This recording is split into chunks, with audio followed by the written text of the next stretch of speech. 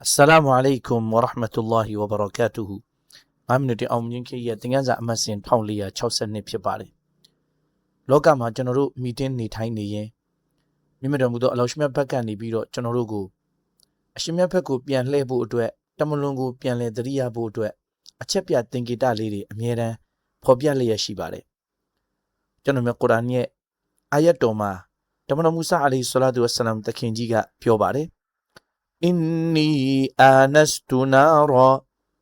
အမှန်တကယ်ငါဟာမိတောက်တစ်ခုကိုတွေ့မြင်ခဲ့ရပြီတဲ့အဲ့တော့ဒါဟာဆိုရင်တနည်းအားဖြင့်ကြည့်လိုက်တဲ့အခါမှာတမန်တော်မူဆာအလိုင်ဟိဆလာတူဝဆလမ်တခင်ကိုအလောရှမြတ်ဖက်ကနေ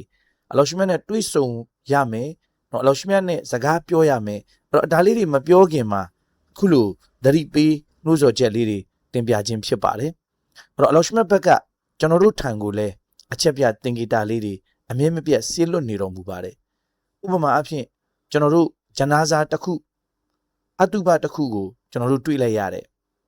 အတုပတစ်ခုနားကနေကျွန်တော်တို့ဖြတ်တန်းသွားလာလိုက်ရတယ်တော့ဒါဟာလည်းကျွန်တော်တို့ကိုတုံ့လောက်သွားစေတယ်ဝေးကွာနေခဲ့တာတွေတော့ကျွန်တော်တို့တွေတမလွန်ကိုမိလျော့နေတာတွေကိုပြန်လည်သတိရစေပါတယ်ပြီးတဲ့အခါမှာအခုဟာတောက်ပါလှုပ်ချိန်တန်ပြီးဒီဂျနာဇာအတုပထဲမှာရှိနေတဲ့ပုံကိုယ်လိုငါလည်းတနေ့ပြန်သွားကြရမယ်ဆိုတဲ့အတိကိုဖြစ်စေပါတယ်အဲ့တော့ကျွန်တော်ကုရ်အာန်ရဲ့အာယတ်တော်တစ်ခုခုကိုကြားလိုက်ရတဲ့အခါ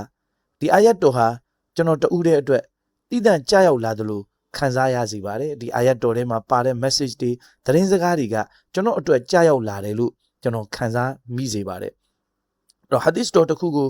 နားဆင်လိုက်ရတဲ့အခါမှာလွန်ခဲ့တဲ့နှစ်ပေါင်း1400ကျော်ကတည်းက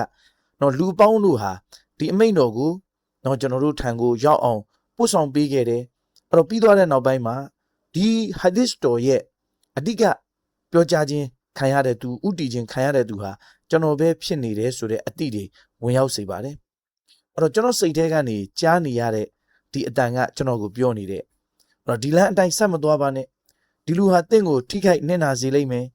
ဒီအလုပ်ဟာကျွန်တော်နဲ့မကိုက်ညီပါဘူးဒီအခွင့်အရေးဟာထောင်ချောက်တစ်ခုဖြစ်နိုင်တယ်စသဖြင့်တခါတလေတချို့သောလုပ်ရက်တွေကိုကျွန်တော်တို့လုပ်ဖို့တွားနေတယ်တချို့သောစကားတွေကိုနားထောင်ဖို့ကျွန်တော်တို့စူးစမ်းနေတယ်ဒါပေမဲ့ကျွန်တော်ရဲ့စိတ်ထဲကနေပြီးတော့မှကျွန်တော်ကိုတီးတိုးစွာနဲ့အခုလိုသတိပေးတာမျိုးတွေကိုကြုံရဘူးပါလိမ့်မယ်အဲ့တော့အလောရှမြတ်ကဒါကျွန်တော်တို့ကိုနော်အချက်ပြသင်္ကေတလေးတွေချီးမြှင့်နေတာဖြစ်ပါတယ်ဒါတွေကအကြောင်းမဲ့ကျွန်တော်တို့ကိုပြောနေတာမဟုတ်ပါဘူးဒါတွေကိုကျွန်တော်တို့လစ်လျူမရှုသင့်ပါဘူးအားလုံးကိုကျွန်တော်တို့ဟာဆိုရင်သတိဝရိယနဲ့နေထိုင်ပြီးတော့ပြင်ဆင်မွမ်းမံတင်ပါတယ်အဲ့တော့ဒီနေ့ကျွန်တော်တို့ပြောဆိုနေတဲ့အကြောင်းအရာလေးတွေရဲ့အချုပ်အနေနဲ့ပြန်လည်တင်ပြရရင်နံပါတ်1เนาะအလောရှမြတ်ကအချက်ပြမှုတွေနဲ့စကားပြောပါတယ်အဲ့တော့အလောရှမြတ်ကကျွန်တော်တို့ရဲ့နေ့စဉ်ဘဝထဲမှာအဖြစ်အပျက်တွေသတိပေးချက်တွေကနေတဆင့်ကျွန်တော်တို့ကိုလမ်းပြပေးနေပါတယ်နောက်တစ်ခုတည်ခြင်းတရားဟာဆိုရင်အကြီးမားဆုံးသတိပေးချက်ဖြစ်ပါတယ်အဲ့တော့တခြားသူရဲ့ဂျနာဇာကိုမြင်လိုက်ရရင်ကျွန်တော်ရဲ့